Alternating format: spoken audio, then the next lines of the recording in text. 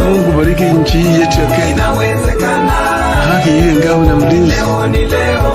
Tukae na undugu, amani na uhuru, raha, na inawezekana.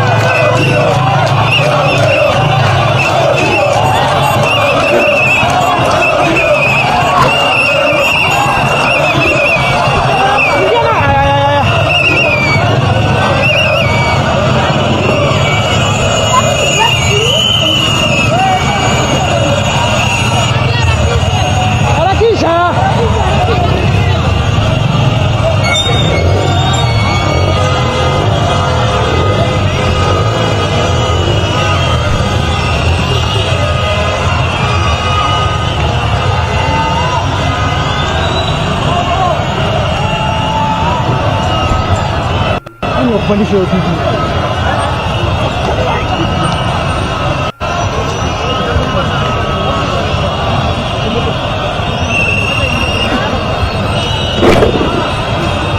Oye, mpaka huko mbele.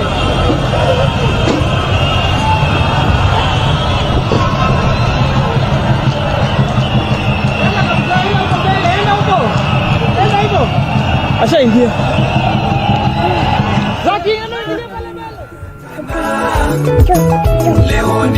Nchi ambayo kuna raha na ustawi na inawezekana. Leo ni leo.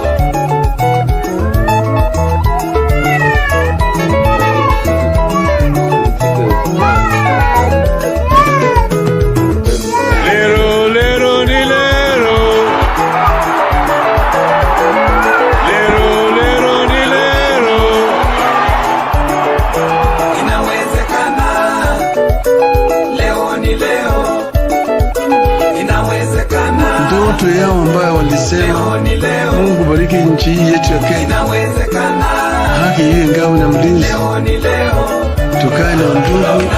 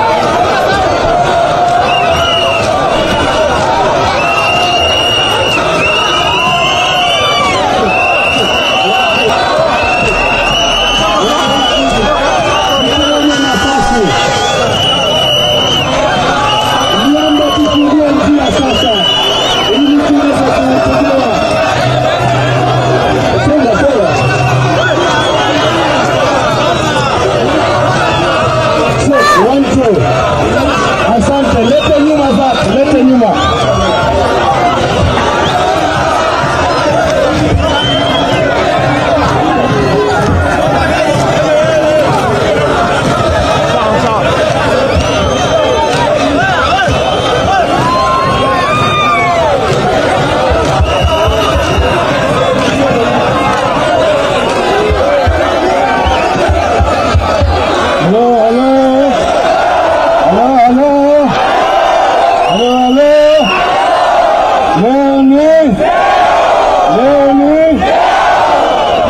Sasa nataka kwanza kutoa shukrani kwenu kutusindikiza kutoka kule juu mpaka hapa. Leo tumefikisha kwa mahakama mambo yetu yote huko. Sasa sasa mpira imeingia katika kidoli ya mahakama. Sasa tunataka tuko na ushahidi wa kutosha ya kuonyesha wale wezi wanajaribu kuiba ushindi wetu. Hatutakubali. Wakenya hawezi kukubali. Tutamanyana nao. Sasa tunataka kuongea na dunia mzima. Mimi na Mheshimiwa Kalonzo Musyoka na Mama Martha Karua. Sasa mimi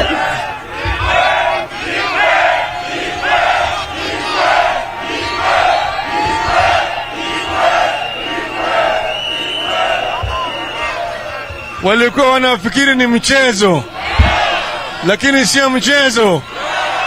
Hana wale wezi. Tumepata ushahidi ambayo itaibisha kila mtu. Nataka kama Wakenya msimame imara vile mmesimama imara tangu mwanzo. Ukweli itatoka na ukweli itapata nyinyi uhuru. The truth shall set you free. Tumeelewana vizuri? Tumeelewana vizuri? Wacha Kalonzo na Martha wasalimu nyinyi kidogo.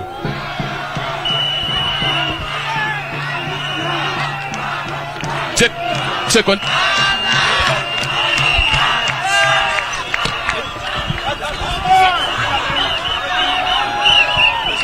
Azimio! Azimio! Inawezekana na itawezekana. Tulisema tangu mwanzo, ours is victory deferred, but it is coming home. Tumepeleka kesi mahakamani. Ni kesi yenye ushahidi wa hali ya juu. Kama senior counsel nawaambia, ile kesi tuko nayo ni yenye nguvu kabisa. Sasa kwa vile iko kwa koti, tutangojea uamuzi. Lakini ni muhimu wananchi wajue ni nini tunasema. Tunasema ile ilifanyika ni uhalifu wa hali ya juu, criminal enterprise. Chebukati willfully akafungua servers, akapatia watu wa deputy president of an outgoing regime. Wakaingia huko, wakafanya zile numbers wanataka. Wakaharibu ushindi wetu, wakaweka namba za badia. Kwanza tuseme kwa wananchi, asanti kwa kutuchagua kifujo.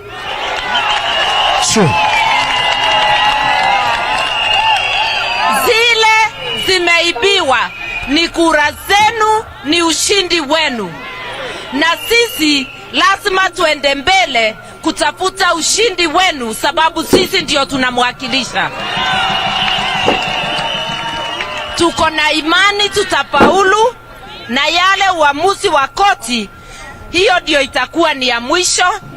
Lakini kama wakili ni muhakikishie kesi ni sawa sawa. Na niseme tuko na bahati sana. Mungu ametupatia kiongozi mwenye nguvu. Kiongozi mwenye nguvu. Kiongozi ambaye hachoki. Anasema mpaka Wakenya wafike Canaan, hawezi kuchoka. Na Canaan tutafika. Asanteni sana, wacha ndugu yangu awasalimie.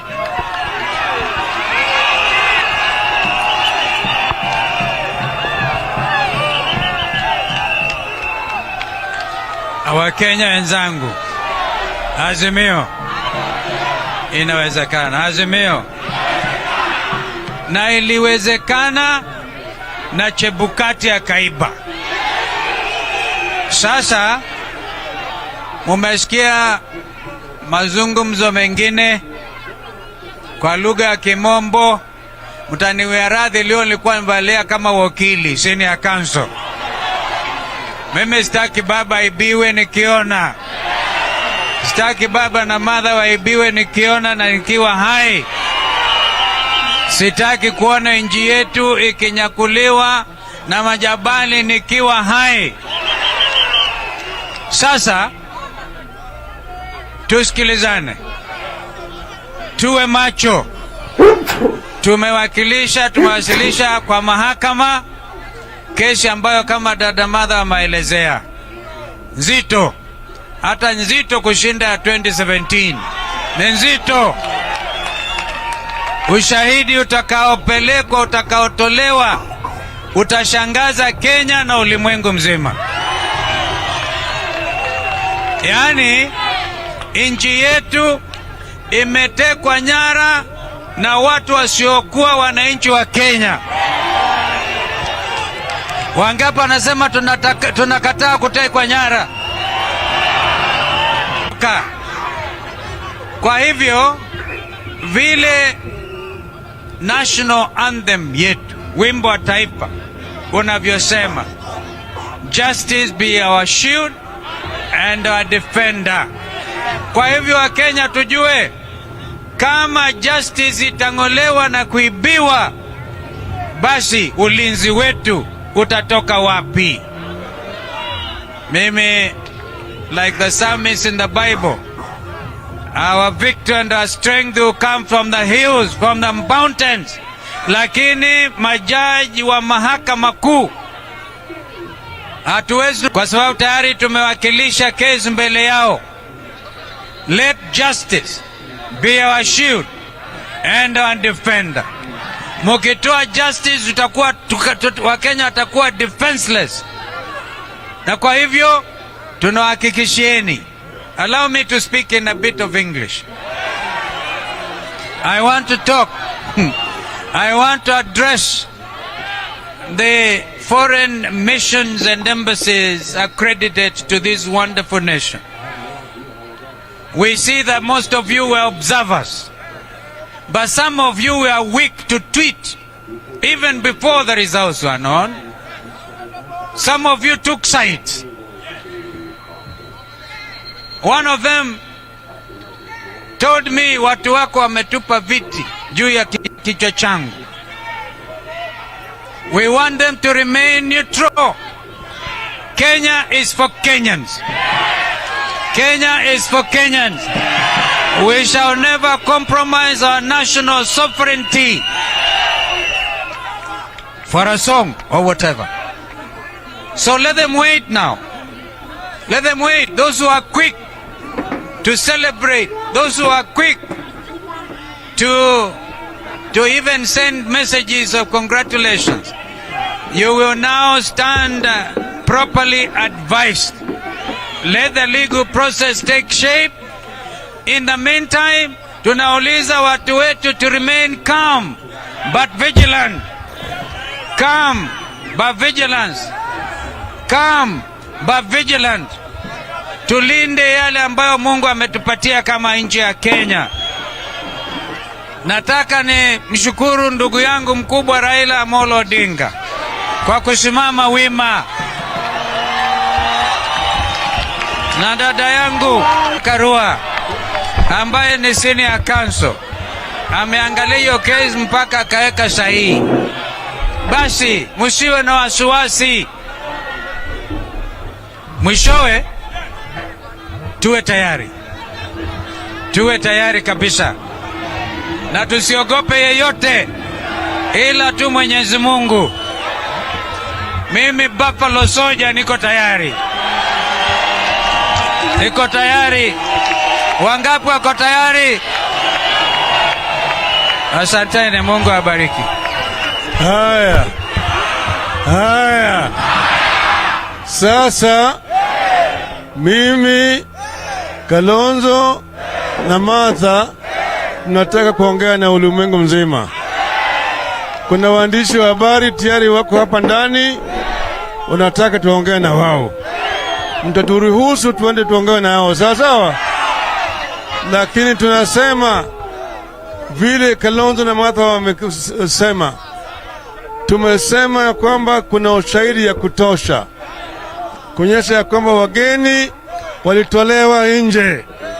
Wale watu kutoka Venezuela ndio waliletwa hapa ni kujaribu kuiba ushindi wetu, lakini haitawezekana. Nataka wananchi wasimame, wakae macho na msimame mbaki imara, sawa sawa. Tuna hakika haki na ukweli itatendeka mahakamani, sawa sawa.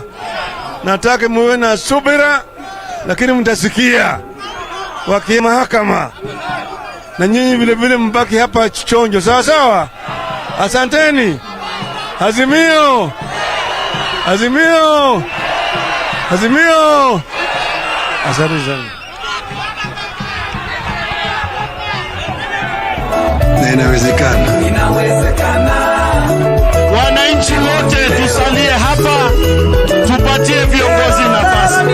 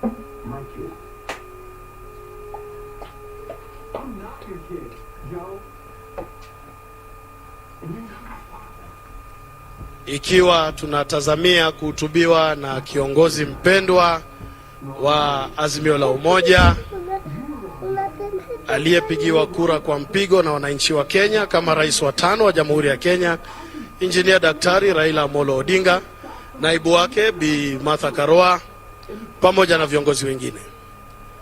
Waandishi wa habari wote, nitawaomba siku ya leo hatutakuwa na kamera hapa, na niombe maafisa wa usalama kamera zote zilizo hapa zielekee pande ile. Na huo ndio mpangilio wa siku ya leo, kwa heshima na taadhima kuu. Sote tuwe sehemu moja kwa sababu ya usalama wako na wetu na wa kila mmoja aliye hapa. Pili, niombe viongozi waliochaguliwa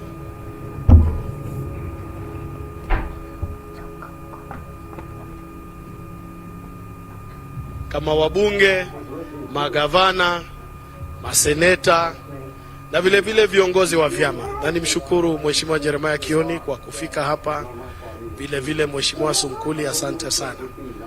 Wananchi wapendwa, tuwapatie nafasi viongozi hao. Kwa hivyo viti vilivyoko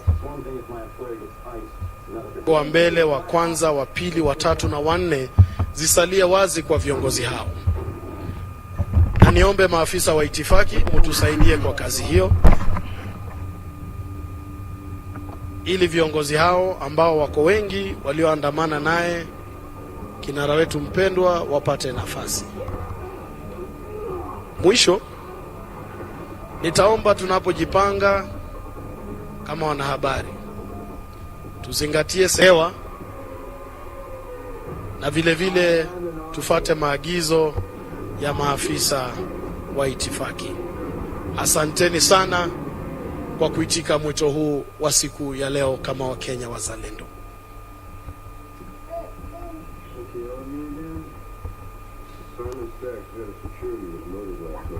The coroner took some skin samples.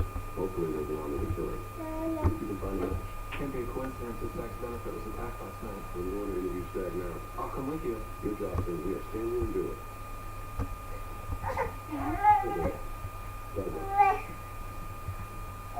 Why is my dad mad at you? Work stuff. Why are you mad at me? You're just mad at me because you decided to get back on the and now I'm mad at you because for hours or after every time. Tell me what you're saying. I know it wrong. But I don't know what is going on.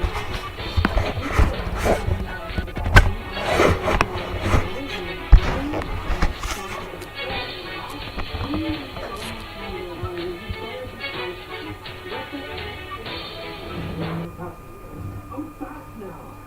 God, I just want to tell you how I feel. How you make me feel. I'm here. We are not done talking about this. That's impossible. There was a murder last night. These stem cells belong to the murderer, but these cells are naive. Stem cells that they can replicate and become any cell the body needs. They only come from babies. Things are telling us what? And you want? You honestly think that someone wants to kill you? Sure, it's sad, but you're going to knock it out and drop something. And your head of security was found murdered this morning. I am a scientist and a philanthropist. Not all from the targets of this accident. Oh, what about lawsuits? You got about 20 of those pending against you. It is a sad fact of life, detective, that when you earn a lot of money, people who haven't think they can take your risk. People like this guy, for example? Dancing Black? Dancing Black. You fire them, and I'll see you. Unfortunately, our working relationship wasn't successful, but I can assure you both of one thing. Dancing Black is not the killer. He's a clinical researcher, not a criminal mastermind. Now, if I can help you in any way, please let me know. I want these people caught in something. Then here we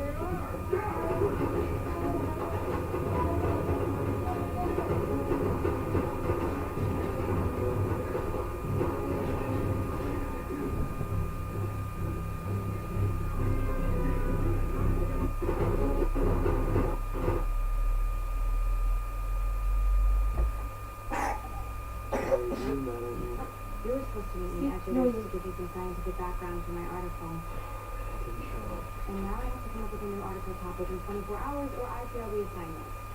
Don't say that you're sorry. Okay, I know that you are. What I don't know is what is going on with you. We grew up one bedroom down from each other. Do you honestly think that I don't know when you're happy or sad or depressed or lost?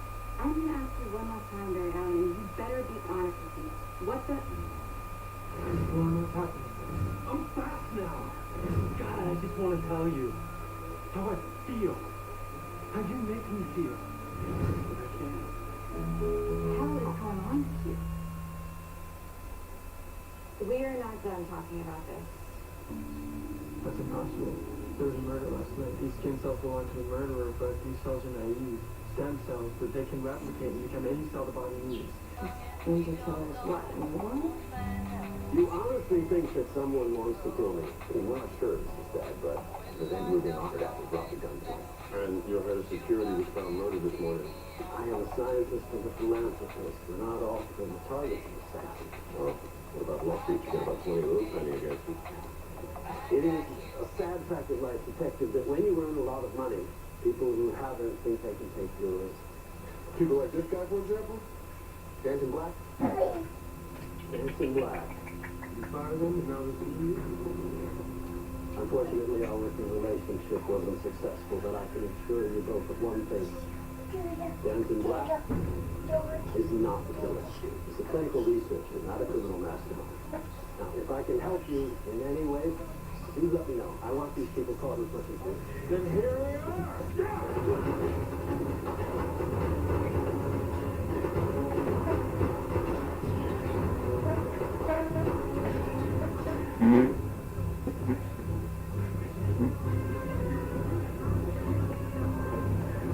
ABC, or is it a tally that's arrived by chairman by his own, in his own individual capacity? Because the issue here is those results, were they being declared in his individual capacity as a chair, or were the results a part of what had been processed by the entire commission to lend credence to his actual proclamation that indeed here are the results. So that is where the question of law will be telling. In regard to the 4 commissioners who gave a dissenting, but were dissent, or rather did not agree with the results that were declared, was there another option for them to actually, come out and pinpoint this, or could we only have it through a presser? Was there another way to seek redress in the matter? From what I heard,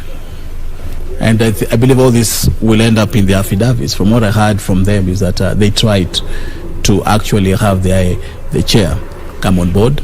They tried to reach him out. They tried to have some sort of repair or postmortem of what was coming in, and trying to look at are these the actual results? Is there an infiltration? What is happening? But from what they say is that the chair actually overruled them, did not give them an ear, did not want to hear them out, did not want to participate in what they had raised, and they were left with no alternative but to do a presser and distance themselves from what was about to be announced at Bomas and say, listen, whatever will be announced, we were not a part of it. Let it be known to the world. Though, by doing a presser, you're just maybe basically informing the public, but it's in no capacity a legal position. Yes. So their legal position now will be addressed in court. And that is why I believe they've been enjoined as interested parties, so as then whatever evidence they have as to what could have affected the end tally can be reduced into an affidavit, which can be tested in law, and which, of course, the courts will have the opportunity to actually look at and make a determined pronunciation based on legal principles. So. And I believe that's why they have been enjoined as interested parties to be able now to use a legal platform to now channelize their position. Now, talking about ethics and moral grounding at that point, and looking at the situation, the country was very anxious, anticipating the declaration. Do you think it was right for them to address the citizens, or rather the voters, in such a manner?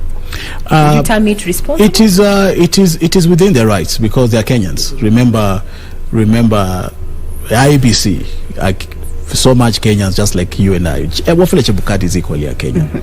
So where they felt like we cannot embrace this position, I think from where I see, they had all the right to actually come and actually shed light on what they think is amiss, on what they think is being done wrong, and on what they think is right. Just the same way, I think Wafula was able to send out presser later on and say, listen, these gentlemen and I think ladies, this is what they wanted. He also came out through the he didn't keep quiet about it. You understand? So I believe they all Kenyans a better explanation than just they're doing the pressers, and that's why now we have this particular matter before the court, where then they'll not only be doing the pressers, but whatever you say must be backed with solid, substantive evidence, which can actually now help not only the court but the entire country. You've mentioned, Wakili, earlier that also the court bases itself on some pronouncements, and I want to go back to, I think, Sunday, thereabout, where Wafula Chebukati was doing his brief, and he went further to mention that so far the voter turnout was around 65%, and around 84 constituencies use the manual register. The issue of the manual register, and this has put to the question, where are the votes, and where are the votes, or rather the numbers of those who participated in this process using the manual register? From your legal understanding, where does this put the numbers and the figures vis-a-vis the pronouncements from the courts before the election and the actual use of the manual register? Yeah. You know, that is why there's a feeling that the entire process was shrouded in some sort of mystery, because even the pronouncements of the chair himself were not tallying with the finality in terms of the figures that he was trying to raise out there as the people who basically cast their vote. Remember, initially, the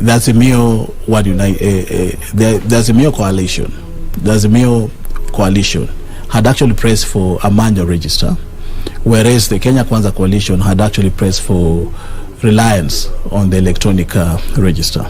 Remember, our election process, our voting process, the real casting of ballot is done manually. But it is only the identification of the transmission that is electronic.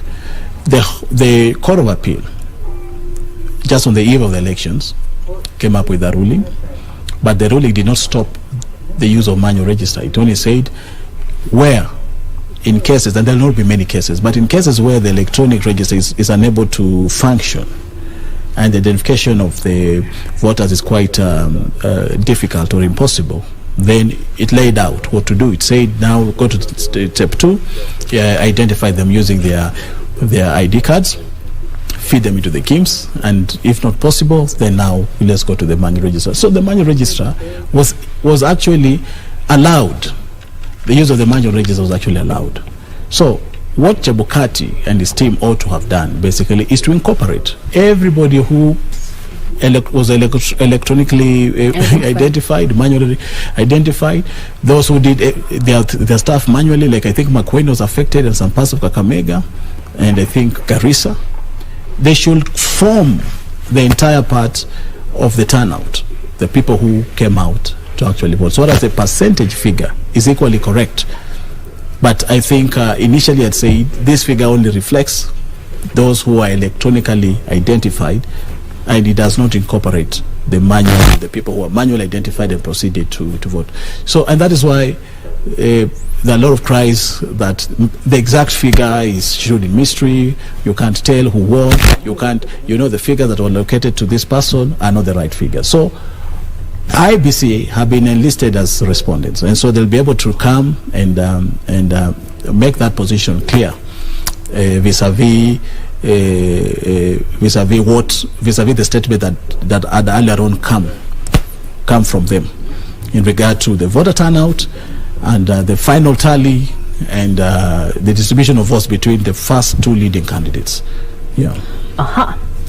Now we expect a showdown, and this is where by default we all become amicus. Yes. We'll get to learn some legalese, and we watch that, and the media is there to actually give and afford that coverage. Now let's look at the teams that both sides have assembled, and maybe you can tell us what we should expect. We have from Azimio la Umoja One Kenya Coalition, we have a team of senior councils that include Feroz Norwiji, James Orengo there, Philip Murgo, Professor Tom Ujanda, Otiende Amolo, Professor Ben Sihanya, Paul Mwangi, Tom Masharia, and Jackson Awele. Being a lawyer yourself, tell us, what should we expect from that particular team?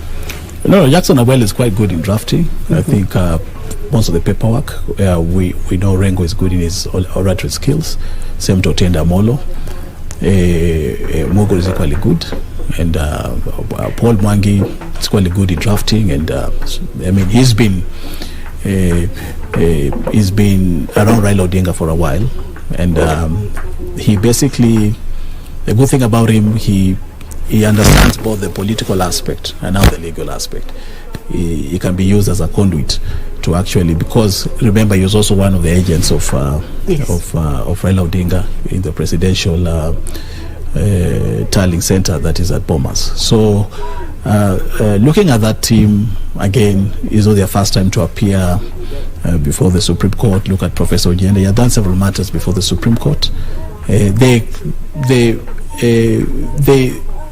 have both the skill and the legal depth, and also the political acumen to be able to maybe pass their point across. And remember, the Supreme Court will not allow all of those people to argue or to bring about their points, because then they have very limited time. Yes. So I believe what the court does is to allocate every time each side, and then within that time, you can now spread the time among yourselves. So as if you have 3 hours, then you know we'll do for 40, 45, whatever.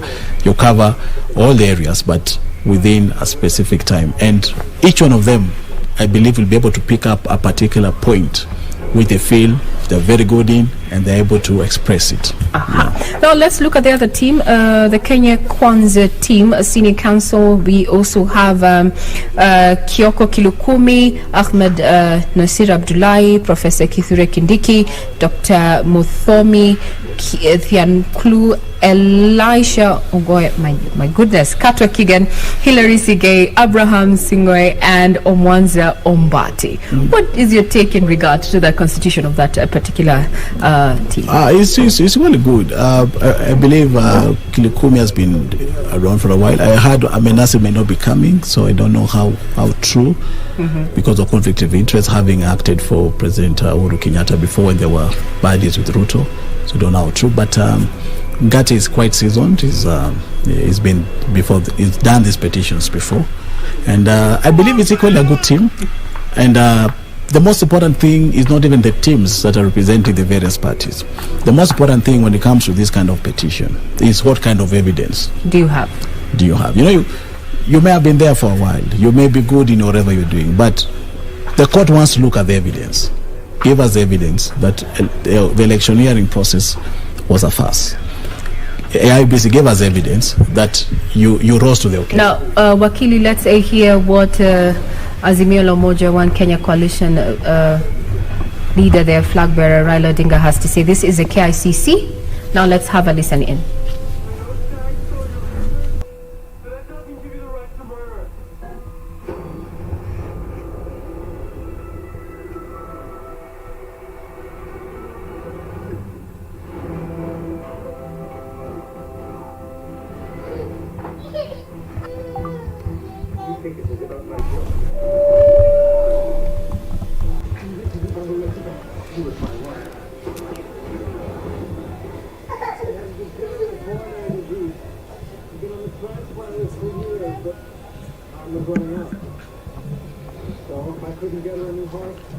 Welcome, Your Excellency, sir. I was so close until Stag stole my research so he could reap the glory. I got to bury my best friend. Now, alone.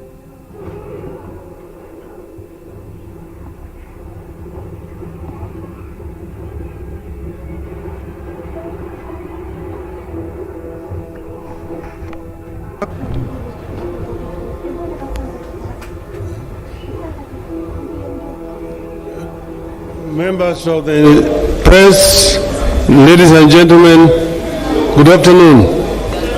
You may be seated.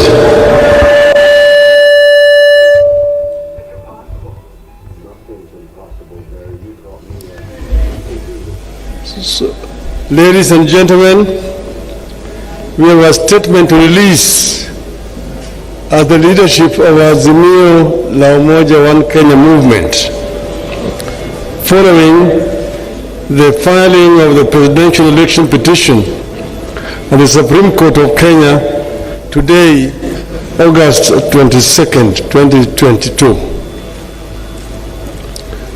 A short while ago, we successfully filed our presidential election petition at the Supreme Court of Kenya.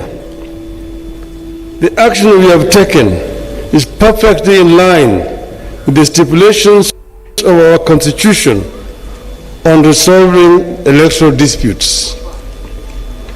It affirms our deep belief in constitutionalism, the rule of law, and a peaceful resolution of disputes, including high-stakes ones like the presidential election.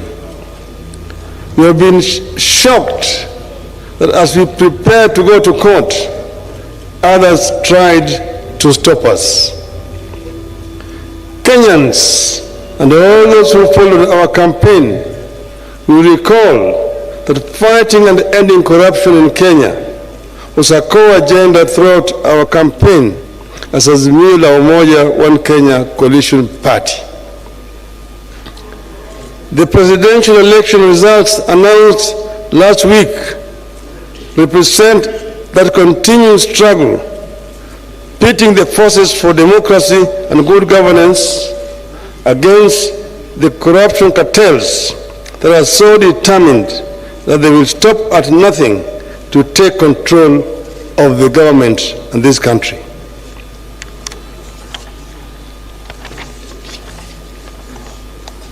This is a do-or-die battle for the corruption cartels who have everything to lose should the forces of democracy take over. The corruption cartels are prepared to compromise electoral systems, bribe electoral officials, make security systems look other way, or even kill in order to find their way to power and their ill-gotten wealth and continue stealing from the public. We believe this is what happened in this election. For the sake of Kenya's future, the corruption network must not only be stopped, it must also be crushed.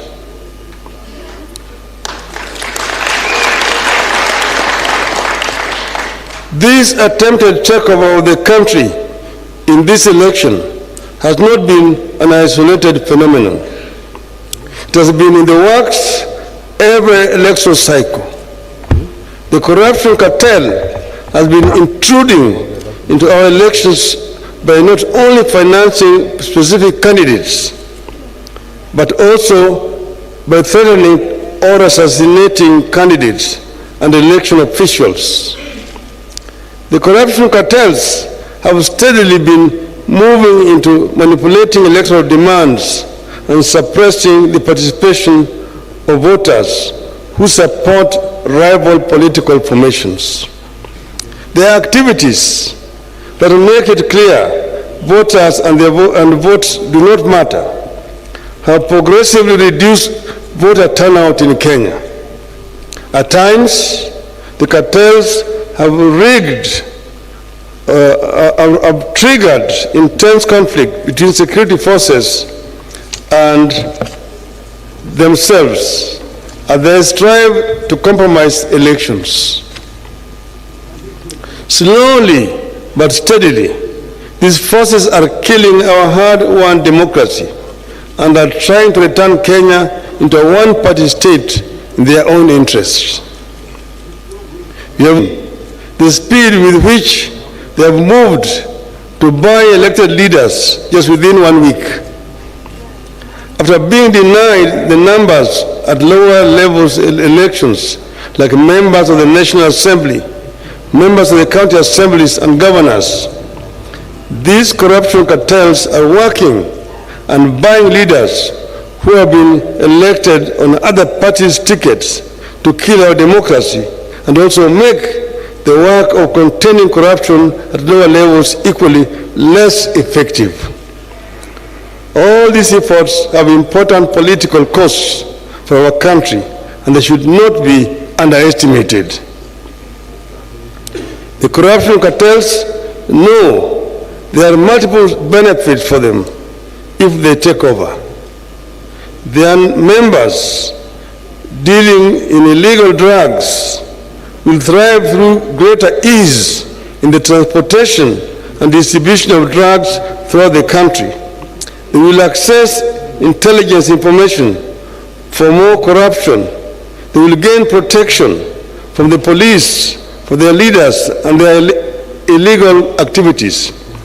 They will institute weaker or no restrictions at all for the money laundering, and they will ensure nobody else but them thrive. This potential array of favors for the cartels makes the capturing of government a profitable do-or-die venture for them. But it marks the beginning of the end of Kenya as we know it today. No nation, once captured by cartels, whether they be corruption cartels, drug cartels, gun-running cartels or terror cartels ever thrived or realized its full potential.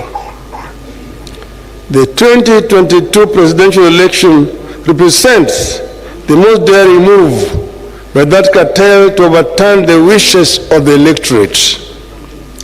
We refuse to allow Kenya to go that direction. It must not happen, and it will not happen.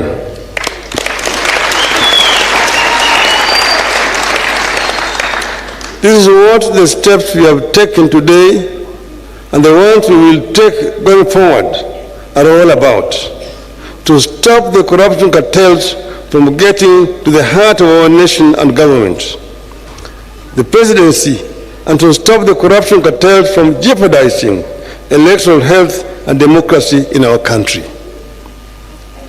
Otherwise, we'll have no country.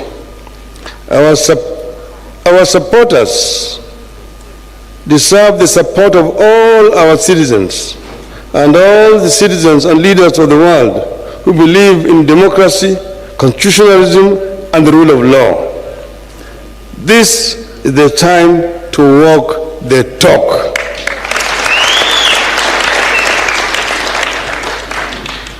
And I want to add, nitasema kichache kwa Kiswahili. Leo tumefikisha kesi yetu mbele ya mahakama kuu taifa letu juu ya yale janga ambayo imefanyika katika uchaguzi ambayo tumefanya wiki mbili iliyopita. Tuna hakika ya kwamba tuko na ushahidi wa kutosha ya kuonyesha kwamba sisi ndio tulishinda uchaguzi huu. Imedhihirika wazi baada ya sisi kufanya uchunguzi na wale wengine ambaye walishiriki katika hiyo ulaghai kujitokeza kama Wakenya kusema maovu imefanyika hapa, sisi wenyewe tuliitwa, tulipa pesa, lakini tuko tayari kutoa ushahidi, na ushahidi yuko hapa. Yale ambayo yamedhihirika siku hizi chache ambayo imepita ni kitu ambaye inaweza kuandikwa katika historia ya siku zijazo. Hatukukuwa hata na uchaguzi ambayo mtu anaweza kufurahia. Wale walanguzi, wawezi walikuwa wamo ndani ya kule ukumbi kule Bomas of Kenya. Hapo walikuwa wanabadilisha matokeo kutoka eneo moja na eneo lingine hapo na wanaingiza huko. Ukiona yale maovu walifanya siku hizo unaweza kushangaa. Na vile vile wakuu wa tume ya uchaguzi ukaongoza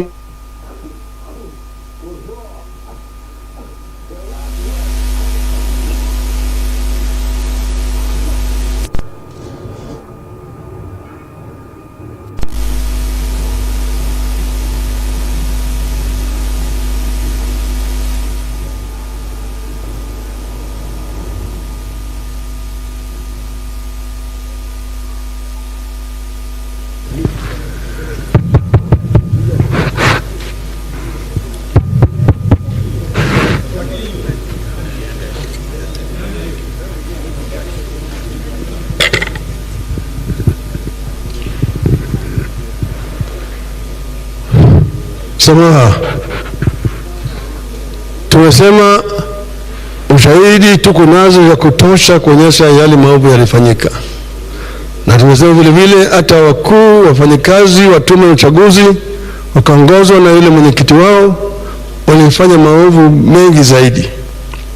Ukiona mwenyekiti mwenyewe akitofautiana na wanachama wake na kutangaza hata kama ma constituencies 31 kutoka yao yalikuwa hajawekwa pale, na aibu kubwa kwa demokrasia ya Kenya. Lakini tunatoa shukrani kwa Wakenya kwa kusimama imara na vile vile kuonyesha utulivu wakati huu. Tunasema Wakenya wangoje wawe na subira. Maana yake tunasema subira huvuta heri. Tuna hakika ya kwamba mwishowe ukweli utajulikana. na hiyo kweli itapata sisi huru. Kwa hivyo sisi nasema asanteni sana Wakenya wote pale kila mahali mko, hata marafiki wetu kutoka ng'ambo ambao wako hapa. Tungependa kuwasihi wawe na subira, wasijiingize katika mambo ya siasa ya kindani ya Kenya. Watu wa Kenya wasuluhishe mambo yao kama Wakenya, na sisi tunaweza kusuluhisha mambo yetu. Asanteni sana, Mungu awabariki, Mungu ibariki Kenya.